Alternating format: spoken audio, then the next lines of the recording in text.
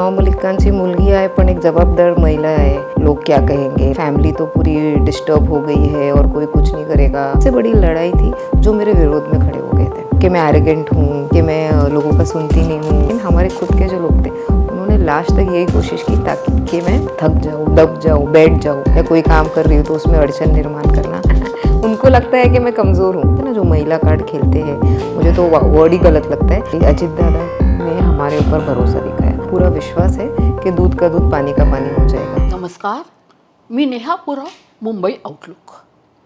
आज आपण चर्चेतले चेहरे इथे दरमजल करता करता आलोय अणुशक्ती नगरमध्ये।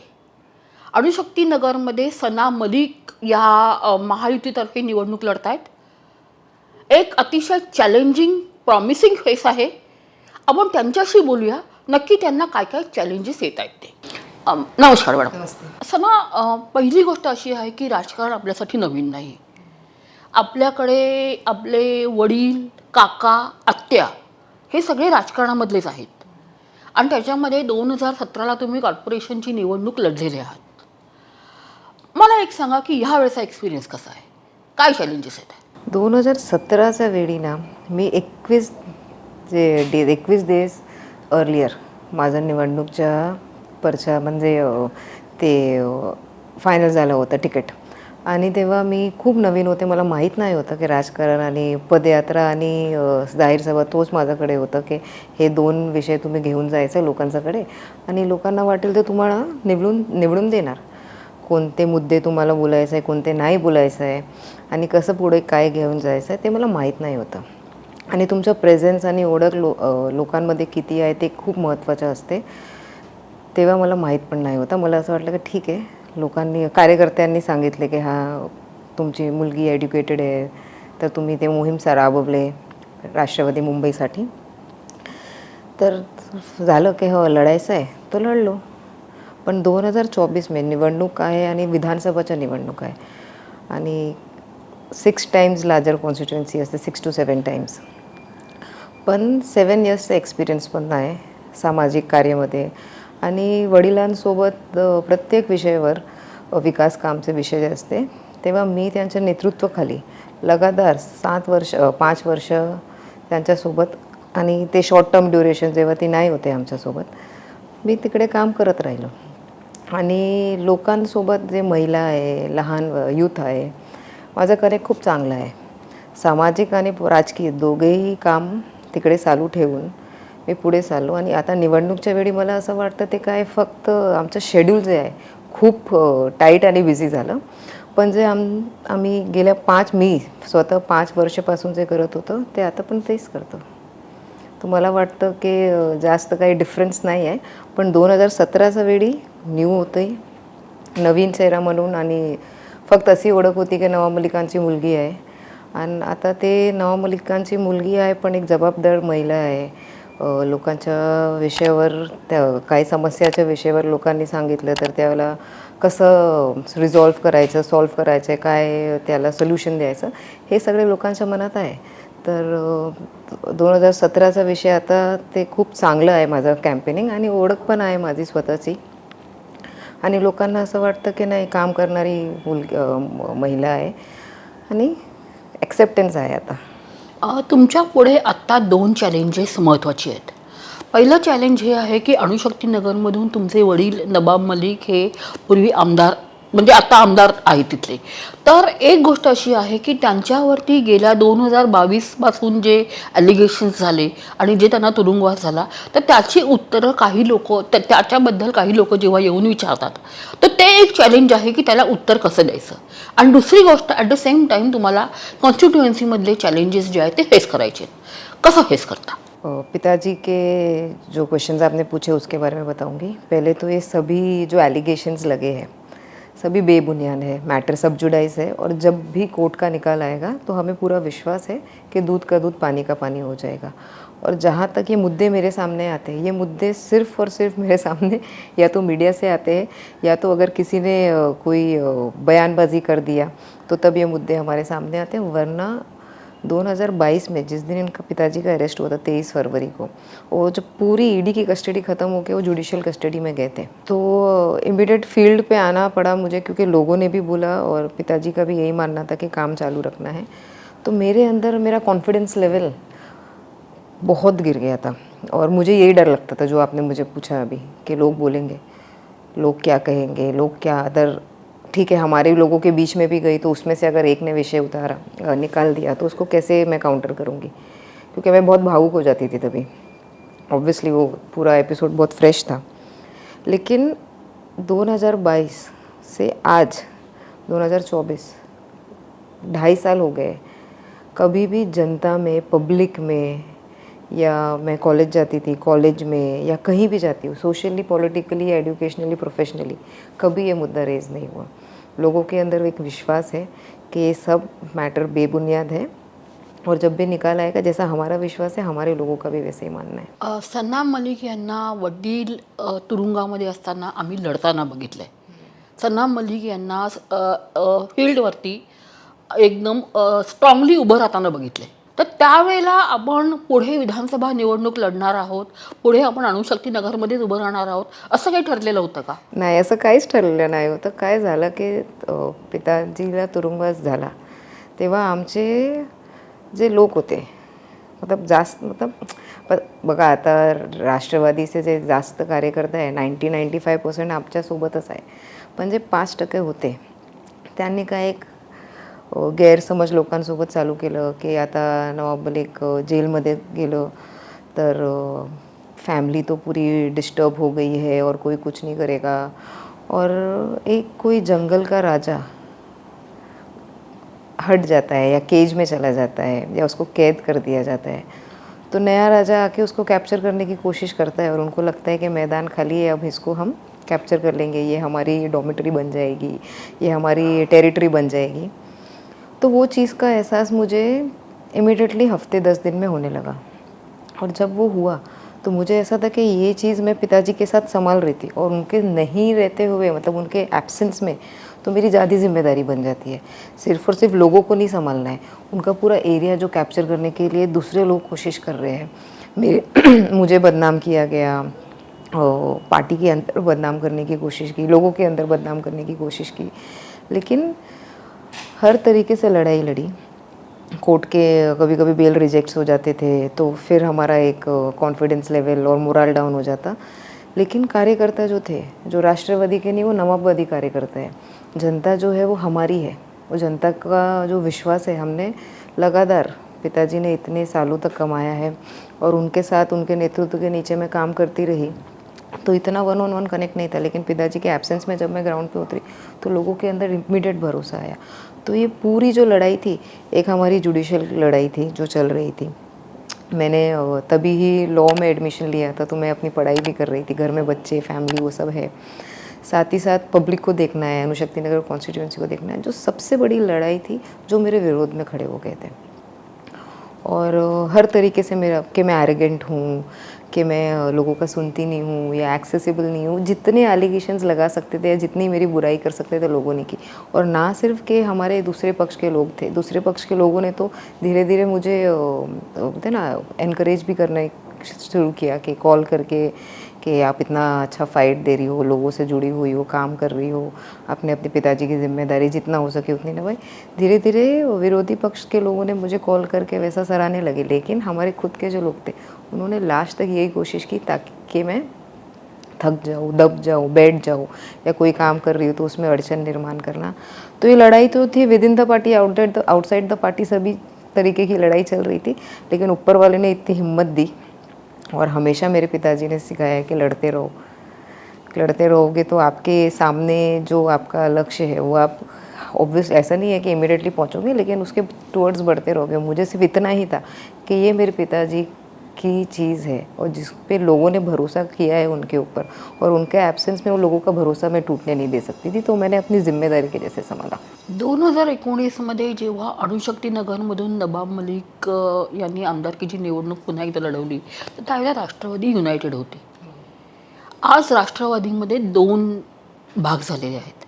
तर 2 भाग झालेले आहेत. तो एक भाग जो आहे तर एका भागाला शरद पवार गटाला सहानुभूती आहे. तर ती सहानुभूती असताना दुसऱ्या अजित पवार गटाकडून लढणं तर ते डिफिकल्ट जात नाही का? जैसे मैंने आपको बताया कि अणुशक्ति नगर विधानसभा में जो कार्यकर्ता है वो राष्ट्रवादी के कम और नवाबवादी के ज़्यादा है। जो नवाबवादी वाले लोग हैं वो हमारे साथ 2022 में ही मेरे पीछे और मेरे साथ पूरी ताकत से जुड़ गए, क्योंकि मैंने आपको ये भी बताया कि with in the party and outside the party दोनों तरीके से स्पेसिफिकली मुझे और पूरे अणुशक्ति नगर को डिस्टर्ब करने की कोशिश की जा रही थी, भले ही वो काम हो या पॉलिटिकल रीजंस हो। तो हमारा बंटवारा तो 2022 में हो गया था, 2023 में कुछ हुआ तो खास इम्पैक्ट पड़ा नहीं। और 95% जो लोग मतलब 100% में से 95% ऐसे लोग हैं जो नवाबवादी थे, जो राष्ट्रवादी वाले या जो हमारे अगेंस्ट में थे वो उधर चले गए। तो ज़्यादा कुछ ऐसा कार्यकर्ताओं के बीच में नहीं है।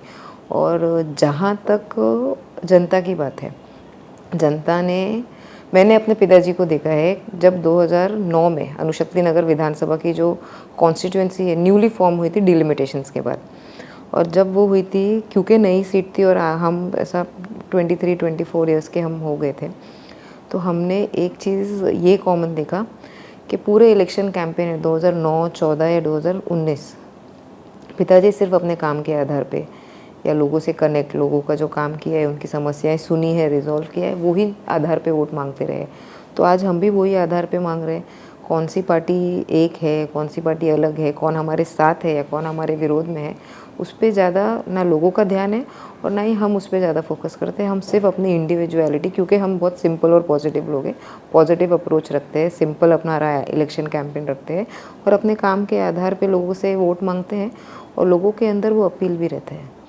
सनाम मलिक यांना त्यांचे वडील नवाब मलिक यांच्याकडून मिळालेली सगळ्यात मोठी गिफ्ट म्हणजे जनसंपर्क, त्यांचा जनसंपर्क ज्या प्रकारे त्या ठेवतायत तर ती एक कला त्यांना त्यांच्या वडिलांकडनं मिळालेली आहे. पण तसं असूनही एक महिला म्हणून जेव्हा तुमच्यावरती अशा खालच्या स्तरावरती ॲलिगेशन्स होतात तर त्यावेळेला कसं वाटतं? नहीं, मैंने बचपन से, क्योंकि हमारे घर में वो कभी ऐसा कॉन्सेप्ट ही नहीं था या ऐसा हमें कभी डिस्टिंग्विश करके देखा ही नहीं गया है। बच्चे बच्चे हैं, कौन बेटी है कौन बेटा है उसमें कभी कोई फ़र्क नहीं हुआ। तो हमने घर में तो कभी वो एंगल से सोचा ही नहीं। साथ ही साथ पिताजी जो है हमें बेटा करके ही बुलाते हैं, बेटा इधर आओ। तो शायद वो भी एक इम्पैक्ट रह गया। तो कभी भी प्रोफेशनली या पॉलिटिक्स में या घर में मैंने कभी भी वो महिला वाला कार्ड, या बोलते हैं ना जो महिला कार्ड खेलते हैं, मुझे तो वर्ड ही गलत लगता है, लेकिन वो महिला होने का वो मैंने कभी ना, मेरे को फीलिंग भी नहीं आई। और जब जब वो प्रश्न आता है तो मैं थोड़ा सा कंफ्यूज हो जाती हूँ, क्योंकि सोसाइटी भी हमारी ऐसी है कि फीमेल हो या मेल हो, प्रोफेशनली वो उसको वैसे एक्सेप्ट करती है। और जहाँ तक राजकारण है, राजकारण में भी मुझे इतना ऐसा डिफरेंस नहीं लगा, क्योंकि शायद मैं मुंबई में हूँ, प्रॉब्ली दूसरे जगह होता होएगा तो उसकी जानकारी नहीं है, लेकिन मुंबई में ऐसा डिफरेंस नहीं लगा। हाँ, लेकिन महिला होने के नाते जो महिला है जिनको इतना बोलते हैं उन सक्षम है लेकिन उनकी अपॉर्चुनिटीज़ नहीं मिल रही है, तो उनके लिए अपॉर्चुनिटीज़ क्रिएट करना, उनके लिए एक सेफ़ एनवायरनमेंट बनाना और उनको आगे बढ़ाना। अगर कोई पढ़ाई कर रही है तो उनको प्रोफेशनली एक्टिव करने के लिए थोड़ा मोटिवेट करना, या कोई 12वीं पढ़ के छोड़ दिया है तो उनको आगे प्रोफेशनल कोर्सेज करना या और ग्रेजुएट होना, उधर तक पहुंचाना, वो सब मैं मोटिवेशन करते रहती हूँ। सेफगार्ड कैसे करना है अपने आप को, कुछ सेल्फ डिफेंस के प्रोग्राम महिलाओं को लेके मैं बहुत काम करती हूँ। लेकिन जहाँ तक मैं सेल्फ़ की बात करूँ तो मुझे ऐसा कभी अपने आप के लिए ऐसा डिफरेंस नहीं लगा कि मैं फ़ीमेल हूँ इसलिए ये, या मेल है तो मैं कुछ मेल डोमिनेट कर रहे हैं। अभी तक मुंबई में एज प्रोफेशनली और पॉलिटिक्स जितना मैंने अभी अणुशक्ति नगर में किया है, आई डिडंट गेट इट, मतलब वो उतना ऐसा भेदभाव नहीं लगा। थोडासा माझा प्रश्न असा होता की महिला म्हणून तुम्ही तुमचं महिला कार्ड तर कधी खेळलं नाही हे मलाही माहिती आहे, पण त्याच्यामध्ये तुम्हाला गेल्या काही दिवसांमध्ये एक आपत्तीजनक टिप्पणी येतात. हां, म्हणजे एक अशा प्रकारे काही लोकांनी तुम्हाला थोडंसं एक मागे खिचण्याचा प्रयत्न केला. उनको लगता है कि मैं कमज़ोर हूँ, उनको लगता होगा मैं कमज़ोर हूँ। हाँ, मैं इमोशनल हूँ और महिला होने की वजह से थोड़ी सॉफ्ट रहती हूँ और कुछ लोगों के टुवर्ड्स, लेकिन जहाँ पे मैं अपनी डिग्निटी की बात आती है तो मैं एकदम कड़क स्वभाव की रहती हूँ, जहाँ मेरे को अपनी डिग्निटी मेंटेन करनी, because a women knows how to maintain her dignity, और specially a women who is, बोलते हैं ना, लगातार एक्टिव है फील्ड पे। जब तक महिला फील्ड पे नहीं जाती उनको समझ में नहीं आता है। तो मैं तो पिछले 15 साल से फील्ड पे एकदम सक्रिय हूँ, और कॉलेज लाइफ में भी एकदम सक्रिय थी। पॉलिटिक्स, मतलब student politics, student council, student president रह चुकी हूँ। तो बचपन से वो डिफरेंस नहीं आया, लेकिन जब भी मेरी डिग्निटी की बात आती है तो I react and I do what is correct, because I am in that public life where people will look on to me. तो जब मेरे को उस तरीके से देखा जाएगा तो मैं किसी के लिए भी एक गलत एग्जाम्पल नहीं सेट करना चाहती हूँ। और अगर किसने भी कितने भी मुझे नीचे खींचने की कोशिश की या महिला होकर कुछ दबाने की कोशिश की, मुझे फ़र्क नहीं पड़ता। I am very strong to handle each and every challenge that comes through, जो हमारे ऊपर थ्रो की गई है। चला आता मतदारसंघाकडे वळूया. मतदारसंघातले काही महत्त्वाचे चॅलेंजेस, महत्त्वाचे प्रश्न कुठले वाटतात? तो सबसे जो बोलते हैं ना, जो इम्पोर्टेंट चैलेंज, और बोलते हैं ना एक चैलेंज जैसा ही है कि वाशी नाका जो हमारा मतदार संघ है, उधर पीएपी के रूप में पूरे मुंबई से लोगों को लाके रिहैबिलिटेट किया जाता है, एंड एवरीडे पॉपुलेशन ग्रोथ होती है। और हम सेंसस देख ही रहे हैं कि 10 साल 20 साल पुराने सेंसस पे हम काम कर रहे हैं। थोड़ा सा मुझे ऐसा लगता है बीएमसी की जो प्लानिंग है आगे, क्योंकि मैंने आर्किटेक्चर की पढ़ाई की है और मैंने काम भी किया है, and I am still professionally active. तो मुझे लगता है कि जब हम प्लानिंग करते हैं, टाउन प्लानिंग हो गया या अर्बन प्लानिंग हो गया, तो आगे वाले 20 साल के लिए करते हैं, क्योंकि डीपीपी वैसा रिलीज़ होता है। लेकिन बीएमसी के जो मैं प्लानिंग देख रही हूँ वो सिर्फ 5 साल की प्लानिंग होती है। पॉपुलेशन रोज़ ग्रो हो रही है, तो उधर जो है कनेक्टिविटी की इशू है मेन, और साथ ही साथ जो पॉपुलेशन इंक्रीज़ हो रही है उधर शिक्षा और स्वास्थ्य, ये दोनों के लिए जो रिजर्वेशंस है उसका एक्विजिशन का प्रोसेस बहुत स्लो करके रखा है। मतलब काम ही नहीं कर रहे थे, हमने बहुत पुश किया है तो हम काफ़ी प्लॉट्स एक्वायर कर पाए बीएमसी ने हमारे पुशअप्स की वजह से। उसके ऊपर डेवलपमेंट कराना, ये जो है स्वास्थ्य, education and connectivity for Vashi नाका। फिर दूसरे सेक्शन में आए तो क्योंकि अणुशक्ति नगर एक ऐसा विधानसभा है जो मुंबई का एंट्री पॉइंट भी माना जाता है और हाईवे से कनेक्टेड है, जैसे हमारा वाशी का हाईवे है, फिर हमारा ईस्टर्न फ्रीवे, तो ईस्टर्न फ्रीवे से वाशी नाका को जोड़ना ये मेरा प्रायोरिटी में काम रहेगा। क्योंकि अगर वो पीएपी के बिल्डिंग्स में कोई शिफ्टिंग आती है तो उनके लिए इमीडिएट कनेक्ट करने के लिए या तो चेंबूर का ही एक रूट है जो बहुत ही कंजेस्टेड हो जाता है, या तो फ्रीवे से आना है, तो उनको एक डायरेक्ट कनेक्टिविटी देना, क्योंकि 25-30 हज़ार घर ऐसे जो ऑलरेडी उधर रिहैबिलिटेट किए हुए हैं। साथ ही साथ वाशी से महाराष्ट्र नगर और चीता कैंप को जोड़ना, ये दो हम जोड़ देंगे तो कनेक्टिविटी के काफ़ी इश्यूज़ हमारे मतदार संघ में सॉल्व हो जाएंगे। फिर अंदरूनी तो जो रोड्स है उसके सुधार कर ही रहे हैं, उसमें कनेक्टिविटी मिसिंग लिंक्स जहाँ जहाँ हैं वो कर ही रहे हैं। स्वास्थ्य के लिए शताब्दी हॉस्पिटल का एक्सपेंशन हो गया है, उसको मेडिकल कॉलेज में कन्वर्ट करना है। ये तो जो बड़े बड़े और रोज़मर्रा की, क्योंकि इधर अणुशक्ति नगर विधानसभा में 4 ऐसी जगह हैं जो डोंगर पे है, लिटरली वो पहाड़ पे सेटलमेंट्स हैं, तो उनके लिए कैसे प्रॉपर लिविंग देना, क्योंकि जस्ट बिकॉज वो ऊपर है तो बीएमसी की जिम्मेदारी हो जाती है उन तक पानी पहुंचाना। तो वो डेमोग्राफिकली इतना हाईली लोकेटेड है कि वो आज सॉल्व करते हैं तो 5 दिन बाद फिर वो इशू चालू हो जाता है, और इतना पॉपुलेशन उधर भी इंक्रीज़ हो गया है, 2019 से ही हम देखें तो बहुत हो गया। तो उनको कैसे बेटर लाइफ देना आगे, वो एक हमारा चल रहा है प्लानिंग कि हम उसको कैसे करेंगे। साथ ही साथ ये स्कूल्स जो है, जितने भी रिज़र्व प्लॉट्स है स्कूल्स के लिए, तो वो रिज़र्व प्लॉट्स पे सीबीएसई का स्कूल का निर्माण करना, 8वीं तक है तो उसको 12वीं तक लेके जाना, वर्नैक्युलर के साथ इंग्लिश मीडियम चालू कराना, ये सभी मुद्दों पे हम काम कर ही रहे हैं। काफ़ी पाइपलाइन में चीज़ें हैं और आगे भी करते रहेंगे। ये सब समस्या ही नहीं है, ये सब है एक, मेरा बोलना का मतलब है कि ये सब डेवलपमेंट है। और जैसे जैसे पॉपुलेशन ग्रो होएगा, जैसे जैसे कनेक्टिविटी बढ़ेगी, तो डेवलपमेंट को एक अलग चेहरा मिलेगा। आज हमने 5 साल का ब्लूप्रिंट बना लिया तो वही फॉलो होएगा आने वाले 2 साल बाद भी, ज़रूरी नहीं है, क्योंकि हो सकता है पॉपुलेशन कुछ आ जाए, अलग हो जाए उधर का, या हो सकता है कि उधर कुछ अलग चीज़ें हो जाए, या लोगों का कुछ कभी कभी SRA के प्रोजेक्ट्स आ जाते हैं। और अगर ये प्रोजेक्ट्स भी लाना है तो उसके लिए सबसे पहले इम्पोर्टेंट हो जाता है उनको मेन रोड से कनेक्ट करना। तो ये सब चीज़ें जिसके ऊपर हम वर्किंग कर रहे हैं, और जो डेवलपमेंट का प्रोग्रेस है वो रोज़ नई तरीके से होते रहेगा। और आई एम वेरी पॉजिटिव, और मेरा ये मानना है कि जब तक जो हम स्लम्स को बोलते हैं कि स्लम्स हट गया तो डेवलपमेंट हो गया, मेरा बिलीफ वो नहीं है। स्लम्स हट गया और वर्टिकल स्लम्स क्रिएट करके क्या मिल रहा है, क्योंकि आज हम स्लम्स में तो लोगों को, बस्तियां जहाँ हैं, जहाँ झोपड़पट्टी के वासियाँ हैं, वहाँ तो लोगों को हम फिर भी सुविधाएं दे पा रहे, ईजी हो जाता है।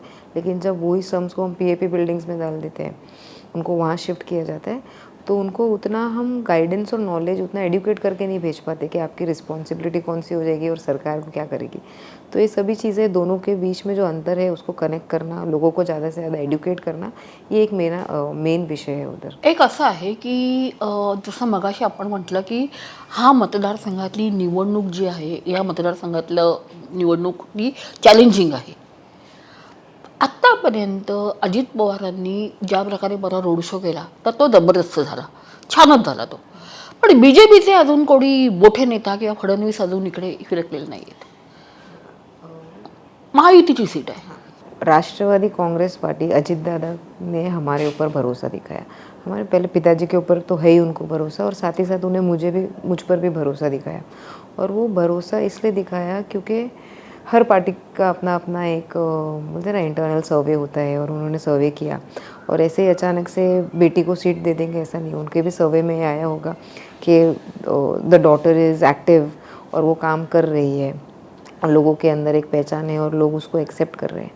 तो दादा ने पूरा विश्वास दिखाया, और हम दादा की सीट से लड़ रहे हैं, दादा की पार्टी से लड़ रहे हैं, घड़ी के सिंबल से लड़ रहे हैं।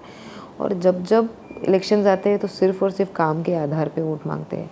तो अजित दादा ने भरोसा दिखाया, वो आए हमारे पीछे पूरी ताकत से खड़े हुए, रोड शो किया जो बहुत ही सक्सेसफुल था। हम काम के आधार पे वोट मांगते थे, काम के आधार पे वोट मांगेंगे, घड़ी हमारी सिंबल है, घड़ी के नाम पे वोट मांगेंगे।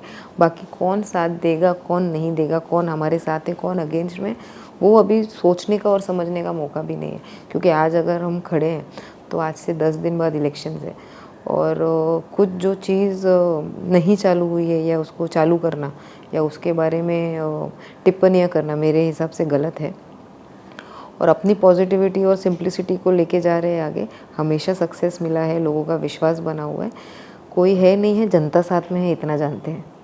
पण तरीही महायुतीची सीट म्हणून भाजपच्या मोठ्या नेत्यांनी ह्या मतदारसंघामध्ये प्रचाराला यायला हवं. कोणी येतंय, कसं काय ठरलंय शेड्यूल? मी 2019चा तुम्ही बघितलं या 2014चं बघितलं, मला वाटतं की 2019च्या वेळी पण फक्त शरद पवार साहेब आलं होतं, काँग्रेसचं काही मोठं नेता आलं नाही होतं. तेव्हा नाही आलं होतं, तर आता आम्ही कसं त्याला सांगू की बाबा हे मोठं नेता यायचं. मी जे हिस्ट्री पाहिलं तर मला तो असंच दिसतं की फक्त आणि फक्त पवार साहेब यायचं.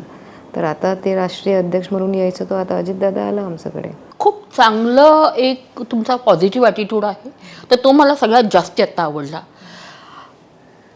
एक सुशिक्षित चेहरा, एक कॉन्फिडंट चेहरा, तो घेऊन सना मलिक आज राजकारणामध्ये त्यांची एंट्री म्हणता येणार नाही, पण आज विधानसभेच्या दिशेने पाऊल टाकतायत. त्यांना आपण नक्की शुभेच्छा देऊया. आपण वाहत राहा मुंबई आउटलुक.